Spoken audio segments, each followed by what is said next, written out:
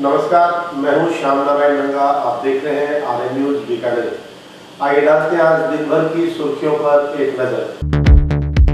जिला कलेक्टर ने ली अधिकारियों की बैठक। मुख्यमंत्री की जन सुनवाई के दौरान प्राप्त प्रकरणों का सर्वोच्च प्राथमिकता से हो निस्तारण, ये दिए निर्देश।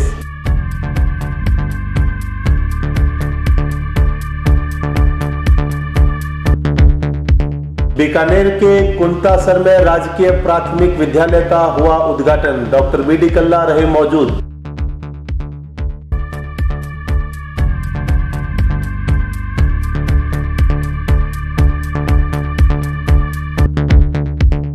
बीकानेर में चाइनीज मांझे से हुई मौत के बाद हरकत में आए प्रशासन व पुलिस ने आज की छापेमारी।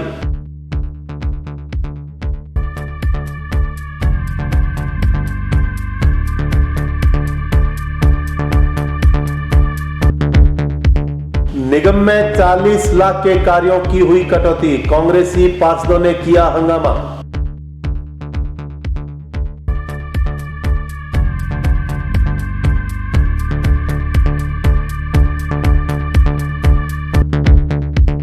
मौसम विभाग ने बीकानेर सहित संभाग के चारों जिलों में लू का किया ऑरेंज अलर्ट। पश्चिमी राजस्थान में बढ़ेगा तापमान।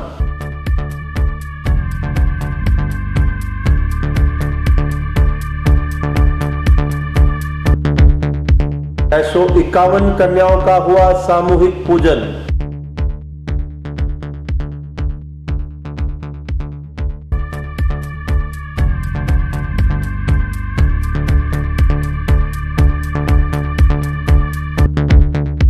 बीकानेर बार एसोसिएशन ने 50 वर्ष से ज्यादा वकालत करने वाले अधिवक्ताओं का किया सम्मान।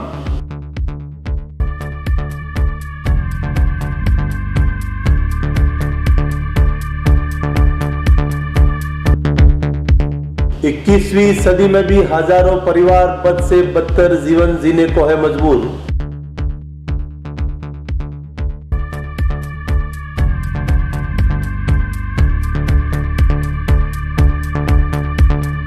बीकानेर के जिला कलेक्टर भगवती प्रसाद कलार ने आज जिले के अधिकारियों की बैठक ली। जिला कलेक्टर ने कहा कि मुख्यमंत्री की जन सुनवाई में प्राप्त प्रकरणों का शीघ्रता से निष्पादन किया जाए। इस दौरान जिला कलेक्टर भगवती प्रसाद कलार ने कहा कि मुख्यमंत्री श्री अशोक गहलोत की जन सुनवाई के दौरान प्राप्त परिवेदनाओं का निस्तारण सर्वोच्च प्राथमिकता से किया जाए। इसमें किसी भी स्तर पर लापरवाही अशोभनीय होगी। जिला कलेक्टर ने सोमवार को कलेक्ट्रेट सभागार में जिला स्तरीय अधिकारियों की बैठक के दौरान यह निर्देश दिए। उन्होंने कहा कि मुख्यमंत्री द्वारा रविवार को आमजन की परिवेदनाएं सुनी गई थी। इस दौरान प्राप्त प्रकरणों का त्वरित कार्रवाई करते हुए शीघ्रता से निस्तारण किया जाए। अगर कोई अधिकारी इसमें ढिलाई करता है तो इसे बर्दाश्त नहीं किया जाएगा। बीकानेर जिले के ग्राम कुंतासर में आज शिक्षा मंत्री डॉक्टर बी डी कल्ला ने राजकीय प्राथमिक विद्यालय का उद्घाटन किया। इस दौरान कल्ला ने कहा कि एक शिक्षित बालिका पूरे परिवार को शिक्षित करती है। श्री स्वामी वेद प्रकाश ब्रह्मचारी राजकीय प्राथमिक विद्यालय कुंतासर श्री डूंगरगढ़ का उद्घाटन सोमवार को योगीराज अमर ज्योति महाराज और सोमनाथ महाराज के सानिध्य में हुआ। कार्यक्रम के मुख्य अतिथि शिक्षा मंत्री डॉक्टर बी डी कल्ला थे। उन्होंने कहा कि शिक्षा मानव के सर्वांगीण विकास के लिए जरूरी है। शिक्षा के बिना जीवन अंधकार में होता है। उन्होंने कहा कि आज के दौर में जरूरी है कि हमारे बच्चे अच्छी शिक्षा ग्रहण करें। बेटियों को भी शिक्षा के भरपूर अवसर मिले। कल्ला ने कहा कि बेटे और बेटी में कोई भेदभाव नहीं रखना चाहिए। पढ़ी लिखी बेटी दो परिवारों को संस्कारित करती है। गौरतलब है कि पिछले दिनों बीकानेर में चाइनीज मांझे की चपेट में आने से एक युवक की मौत हो गई थी। हमारे चैनल ने भी इस समाचार को प्राथमिकता से प्रसारित किया था। इसके बाद हरकत में आए जिला प्रशासन ने आज पतंग व मांझों की दुकान पर छापेमारी की कार्रवाई की और चाइनीज मांझे को जब्त किया। बता दें कि कल चाइनीज मांझे की वजह से बीकानेर में एक युवक की मौत हो गई थी। इसको लेकर हमारे चैनल ने एक खबर प्रकाशित की थी।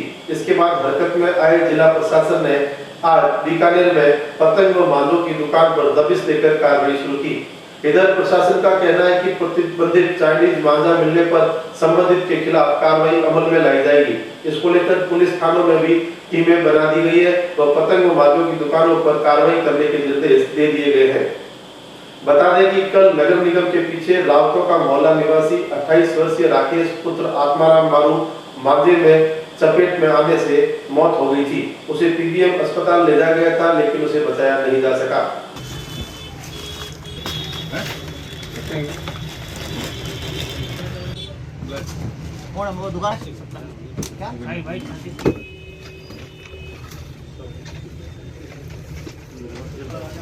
अड़ा ले रहा वो लूटे और है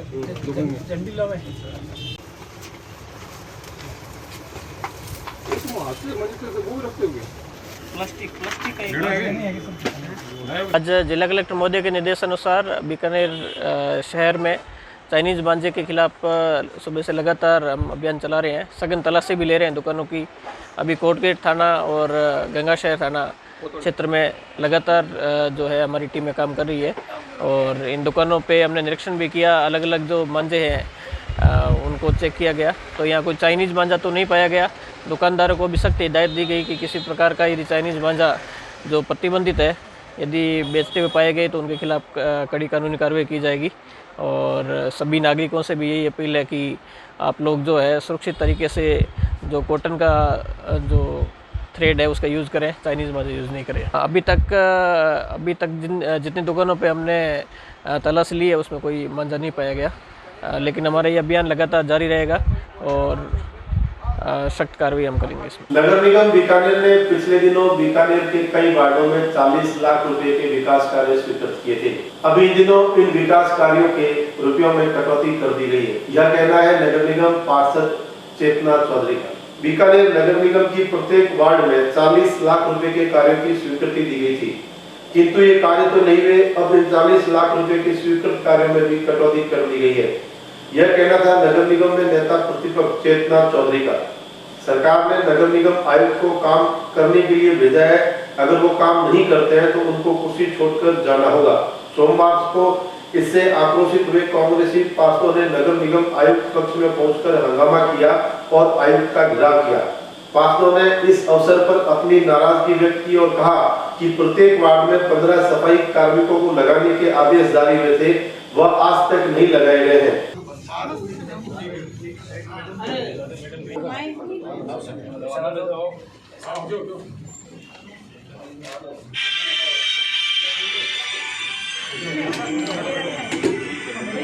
बिंदु वाइज में 40 लाख के काम आपने पिछले वित्तीय वर्ष में नहीं करवाए हैं और आज भी वो नहीं हो रहे और आपने 25 लाख बजट के अंदर 40 का नियम आया। 40 लाख की घोषणा की थी। 40 के होने थे ई बार और सब लगी हो नहीं ला एक साल में लगी है। नहीं सर आप सीधे इनकी होती है जैसे गोरी साहब ने किया था शर्मा जी भी, इनको आप साथ लेके शर्मा जी को ये करो ताकि छोटी मोटी समस्याओं के लिए हमें ऑफिस में आना पड़े। आपका भी इस अवसर पर हमारे संवाददाता ने नगर निगम नेता प्रतिपक्ष चेतना चौधरी से खास बातचीत की। आइए देखते हैं बातचीत के संपादित। हमारी बात सुनी है और हमें पूर्ण विश्वास दिया है कि जल्दी ही अधिकारियों की हमारी मीटिंग लेंगे और जो भी समस्याएं हैं पूरे बीकानेर की उनको त्वरित रूप से समाधान किया जाएगा। प्रमुख क्या समस्या है? प्रमुख समस्या तो यही है साफ़ सफाई की। भाई ऑटो टिपर है ना जो डोर टू डोर नहीं पहुंच पा रहे हैं, तो बीकानेर की जनता परेशान है। इसके अलावा लाइट की व्यवस्था, इसके अलावा जो 40 लाख के काम थे पिछले वित्तीय वर्ष में नहीं हुए वो लगाने उन्होंने 25 लाख लगाए हैं, 25 लाख के लगाए हैं। तो भाई इनमें कटौती क्यों की है? जब पहले ही पूरे नहीं हुए तो वापस इन्होंने कटौती कर दी वो पूरे करवाने के लिए। इसके अलावा जो सीवरेज का टेंडर था वो पहले 1 करोड़ का था, वहाँ इन्होंने अभी ये 2.5 करोड़ का कर दिया। तो सीवरेज में ऐसा क्या है कि 2.5 करोड़ का कर दिया इन्होंने? इतनी भूख जग गई क्या? तो इतना खर्चा बढ़ गया, इतनी महंगाई बढ़ गई और ये वार्डों में काम क्यों नहीं करवा रहे 40 लाख वाला? पिछला वित्तीय वर्ष गया, अगला वित्तीय वर्ष चालू हो गया, आज दिनांक तक काम नहीं हुआ। पूरा पश्चिमी राजस्थान इन दिनों लू की चपेट में है। पूरे पश्चिमी राजस्थान में अभी लू के थपेड़े चल रहे हैं। इसी बीच मौसम विभाग ने पश्चिमी राजस्थान में ऑरेंज अलर्ट जारी किया है। मौसम विभाग का कहना है कि बीकानेर सहित 4 जिलों में लू चलने की संभावना है। पिछले कई दिनों से चल रही गर्मी से अभी राहत मिलने की कोई उम्मीद नहीं है। मौसम विभाग ने रविवार को दोपहर जारी अलर्ट में कहा है कि 14 अप्रैल तक बीकानेर संभाग सहित पश्चिमी राजस्थान के अधिकांश जिलों में लू के हालात रहेंगे। तापमान में बढ़ोतरी होने की संभावना है। तापमान न दिन में कम होगा न रात में। मौसम विभाग की ओर से जारी अलर्ट के मुताबिक रविवार को बीकानेर में सबसे तेज लू का दिन रहा। 14 अप्रैल तक बीकानेर, श्रीगंगानगर, हनुमानगढ़ व चूरू में तापमान में कोई खास राहत मिलने की उम्मीद नहीं है। दिन का अधिकतम तापमान 45 डिग्री सेल्सियस तक पहुंच सकता है, जबकि रात का पारा 25 डिग्री सेल्सियस तक जा सकता है।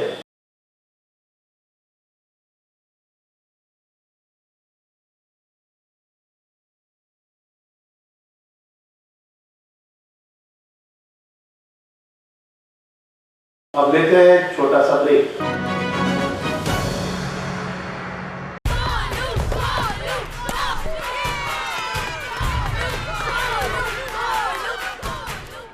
If Arjun is batting, why are we cheering for Golu? He isn't even here. Arey, you don't know. He hasn't come so that we don't get infected. Spread of novel coronavirus disease can be stopped. Staying away from public places when you have fever with cold and cough could stop spreading it. Help us to help you.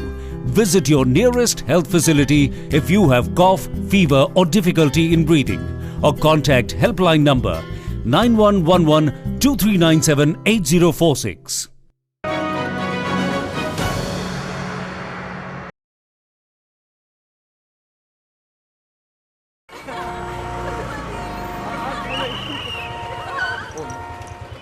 बैठिए madam, बैठिए।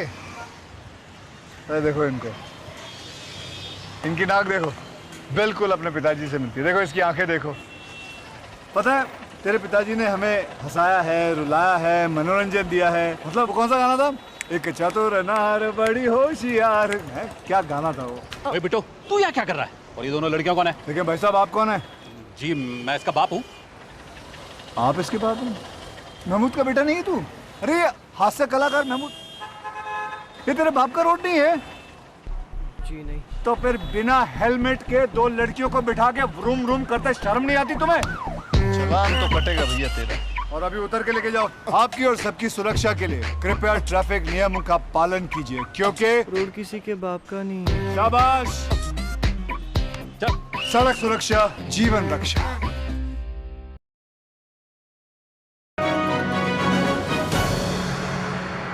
Break के बाद आपका फिर से स्वागत। बीकानेर में नवरात्रि के उपलक्ष्य में 651 कन्याओं का सामूहिक पूजन कार्यक्रम धूमधाम से संपन्न हुआ। श्री लक्ष्मीनाथ नवयुवक मंडल व मां सती माता भक्त मंडल के संयुक्त तत्वाधान में 651 कन्याओं का पूजन भांडासरा जैन मंदिर में आयोजित हुआ।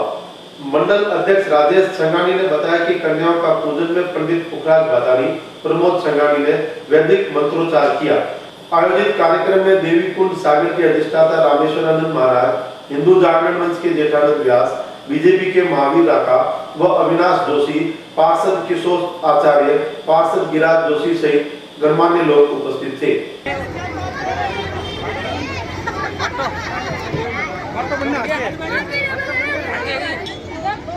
किशोर जी आचार्य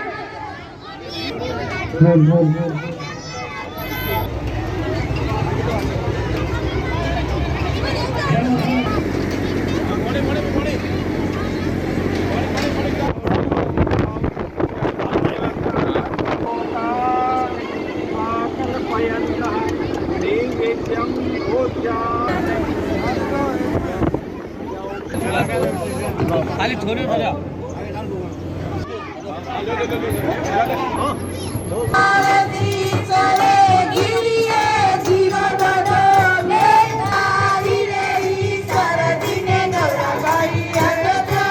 बीकानेर बार एसोसिएशन ने जिले के 50 वर्ष से ज्यादा कार्य करने वाले अधिवक्ताओं का सम्मान समारोह आयोजित किया।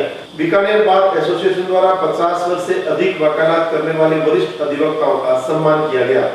वेटरनरी ऑडिटोरियम में आयोजित समारोह में सर्वोच्च न्यायालय के न्यायाधीश दिनेश महेश्वरी व उच्च न्यायालय जोधपुर के न्यायाधीश विजय बिश्नोई बतौर अतिथि शामिल हुए। इस मौके पर अतिथियों ने कहा कि इस प्रकार की स्वच्छ परंपरा सभी के लिए अनुकरणीय पहल बनेगी। जीवन पर्यंत दूसरों के लिए लड़ने वाले अधिवक्ताओं का अपनों द्वारा सम्मान किया जाना गौरव की बात है। इसके लिए बीकानेर बार एसोसिएशन की यह पहल सभी के लिए प्रेरणादायी साबित होगी। जीवन बहुत मुश्किल है, कहीं किसी को एक वक्त की रोजी रोटी नहीं मिलती तो कहीं किसी को छत नसीब नहीं होती। झोपड़पट्टी वालों को बीकानेर प्रशासन ने पुनर्स्थापित करने का आदेश जारी किया है। इस पुनर्स्थापन को लेकर काफी रोष देखने को मिल रहा है। अधिवक्ता संदीप पाठक के नेतृत्व में झुग्गी झोपड़ियों के कई लोगों ने जिला प्रशासन से मुलाकात की और अपने हालात बयान किए। हमको कचरा समझ रखा है, कभी इधर तो कभी उधर फेंका जा रहा है। 21वीं सदी में भी हजारों परिवार मद से बदतर जीवन जी रहे हैं। राज्य और प्रशासन के सिस्टम के कारण ऐसे लोगों को इस हालात में रहना पड़ रहा है। यह कहना है झुग्गी झोपड़ी में रहने वाले लोगों का। जहां जा रहे हैं वहां पानी बिजली की सुविधा तो मुहैया करवाना तो दूर, शौच के लिए टॉयलेट तक नहीं है। ऐसे में 21वीं सदी में भी हजारों परिवार बद से बदतर जीवन जीने को मजबूर है। अपना हक मांगने के लिए सोमवार को हाईकोर्ट के एडवोकेट संदीप पाठक के नेतृत्व में बीकानेर में झुग्गी झोपड़ियों में रहने वाली बड़ी संख्या में पुरुष और महिलाओं ने हाथों में गुलाब का फूल लेकर गांधीगिरी के साथ कलेक्ट्रेट पर प्रदर्शन किया। उन्होंने शांतिपूर्वक तरीके से अपनी बात कही। हाईकोर्ट के एडवोकेट संदीप पाठक ने बताया कि आजादी से लेकर अब तक सरकार व प्रशासन ने इनको कचरा ही समझ रखा है। कभी यहाँ फेंक दिया जाता है तो कभी वहाँ। यदि यही कचरा सड़ने लगा तो समाज को नुकसान पहुंचेगा। इसके बावजूद सरकार और प्रशासन इस बात को समझने को तैयार नहीं है। हजारों लोग बिना किसी सुविधा और टॉयलेट के अपना जीवन यापन करने को विवश है। इन्होंने कहा कि सीधी सी मांग यह है कि इन्हें जीवन जीने की तमाम सुविधाएं मुहैया कराई जाए। भूमि आवंटन का स्थायी दस्तावेज चाहिए साहब।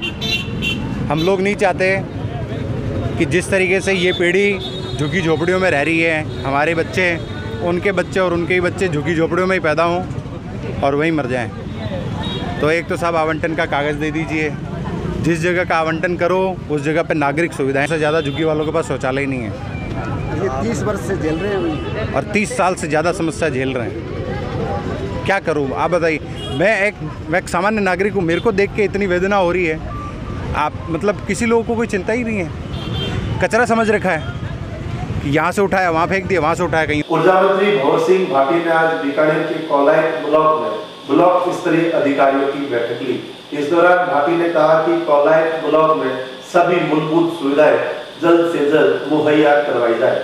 ऊर्जा मंत्री भंवर सिंह भाटी की अध्यक्षता में कोलायत पंचायत समिति सभागार में सोमवार को ब्लॉक स्तरीय अधिकारियों की बैठक व जन सुनवाई का कार्यक्रम आयोजित किया गया। बैठक में जनप्रतिनिधियों ने कोलायत क्षेत्र में पेयजल आपूर्ति और स्वीकृत जीएसएस के निर्माण, जल जीवन मिशन योजना के घर घर जल कनेक्शन देने, पेयजल डिक्कियों में पानी की उपलब्धता के बारे में भाटी को फीडबैक दिया। साथ ही मनरेगा में प्रत्येक ग्राम पंचायत में कार्य स्वीकृत कराने की भी आवश्यकता जताई। ऊर्जा मंत्री ने जन स्वास्थ्य अभियांत्रिकी विभाग के अभियंता से कहा कि बहुत से ऐसे गांव हैं जहां पेयजल अभी तक उपलब्ध नहीं है, उन्हें प्राथमिकता से पेयजल उपलब्ध करवाया जाए। आज के लिए बस इतना ही। अपने साथी श्याम नारायण नंदा को दीजिए इजाजत। कल इसी समय इसी चैनल पर आपसे होगी फिर मुलाकात। नमस्कार।